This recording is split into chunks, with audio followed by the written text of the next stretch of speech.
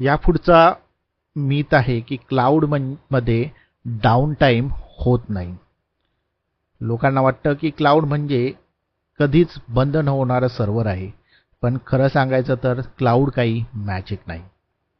Down time टाळण्यासाठी आपल्याला ह्या गोष्टी कराव्या लागतात. त्याच्यामध्ये एक येतं प्रॉपर आर्किटेक्चर. त्यानंतर मल्टी रिजन सेटअप करावा लागतो, रेग्युलर बॅकअप्स घ्यावे लागतात, लोड बॅलन्सर कॉन्फिगरेशन करावे लागते. जर एकाच रिजनमध्ये ॲप असेल आणि बॅकअप नसेल, लोड बॅलन्सर नसेल, तर क्लाउडवर सुद्धा ॲप डाऊन होऊ शकतो.